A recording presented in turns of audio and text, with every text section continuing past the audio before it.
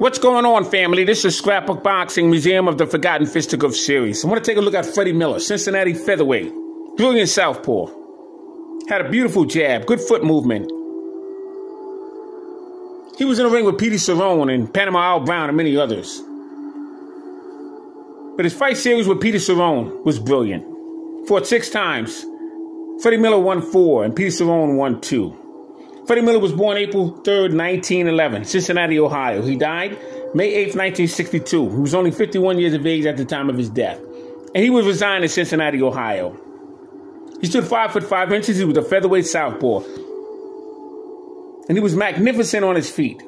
Began his professional debut April 4th, 1927 with a loss. And he would end his career April 1st, 1940 with a loss as well. But in between those fights, he would have 221 total bouts, 184 wins, 29 losses, 45 knockouts, and 5 draws. He'd be on a 21-fight winning streak between May 26, 1927 and December 1st, 1927. He would have 1 draw with 22 straight wins on January 1st, 1928, September 28th, 1928. And he would have a 31-fight winning streak with 1 draw, October 2nd, 1928, and October 27th, 1930. Lost November 13th, 1930 to Johnny Farr in his hometown, Cincinnati. Johnny Farr was a brilliant fighter himself. December 8th, 1931, he'd be in the ring with Cecil Payne, Phil O'Dowd, Harry Forbes, Battling Ballino, Lou Feldman, and Tommy Paul. He'd be in the ring with Eddie Shea and Johnny Farr, Bushy Graham, Eddie O'Dowd, Midget Mike O'Dowd. He'd also fight Barry Arizmenzi. Baby Arizmenzi would be in the ring 5 separate occasions with the great Henry Armstrong. Arizmenzi was also the Mexican and California state featherweight champion. Miller would be in the ring with Speedy Dado, Petey Cerrone, and Chalky Wright, Leo Ruddock, Len Tiger Smith. January 13th, 1933, he would win the NBA Featherweight Championship belt from Tommy Paul in Chicago, defeating him in 10 rounds. July 23rd, 1931, he would face Battling Ballino, Cincinnati, Ohio. He would lose 10 rounds and an opportunity to become a featherweight champion. But he would have a 20-fight series in 1933, including fighters such as Baby Arizmenzi and Speedy Dado, Cecil Payne, Johnny Gonzalez. Gonzalez was a brilliant fighter as well. He'd also fight Baby Casanova and Tommy Paul, Petey Cerrone. 1934, Jack Sharkey, Al Brown, and Jimmy Walsh. And he would face Panama Al Brown. December 24th, 1934, he would defeat him in 10 rounds.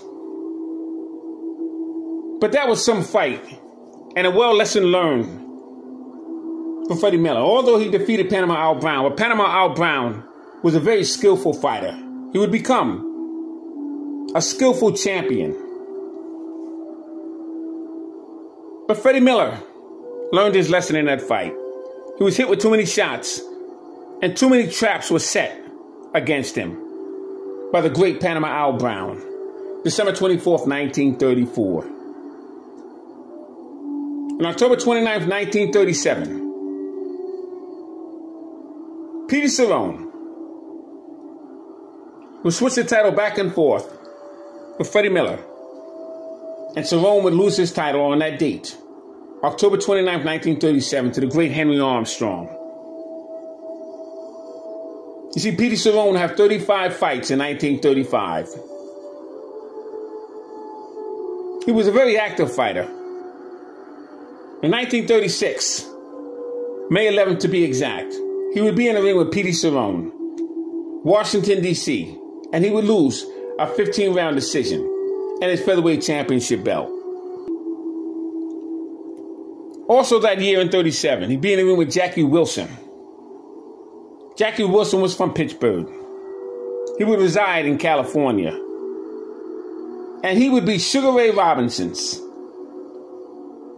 Next fight after, he would lose to Jake LaMotta in 1943. Jackie Wilson was a well-schooled veteran fighter. Freddie Miller would also be in the ring with Freddie Red Cochrane, who would become a welterweight champion. Maxie Fisher. Peter Cerrone, win one, lose one. July 31st and September 4th. December 5th, be in the ring with Sammy Ingot and Leo Roddick. Now, Sammy Ingot would be the last opponent for Petey Cerrone. And Petey Cerrone would retire in the 1940s. But Freddie Miller was an outstanding, underrated fighter. And I just wanted to shine a little light on his career. In that fight series, I got to tell you, with Petey Cerrone, was a ring classic. They would all fight similar opponents, such as Baby Casanova, Tommy Paul, Leo Roddick, Johnny Farr, and Bushy Graham. All familiar names in the year 1933, 34, and 35. Baby Aris Menzi, who would become the California and Mexican state featherweight champion. Speedy Dotto, a brilliant Filipino fighter. Cecil Payne, Johnny Gonzalez, wonderful Mexican fighter. Panama Al Brown from Panama. He would become bantamweight champion of the world. Jimmy Vaughn and Lou Feldman, Jackie Wilson, all familiar names. Eddie Shea and Battling Ballino. So salute to Freddie Miller, and for that matter, Petey Cerrone. All great fights and all great fighters will never be forgotten on my channel. Salute to these brilliant fighters. Thanks for your time. Scrapbook Boxing, Museum of the Forgotten Fisticuffs series. Salute.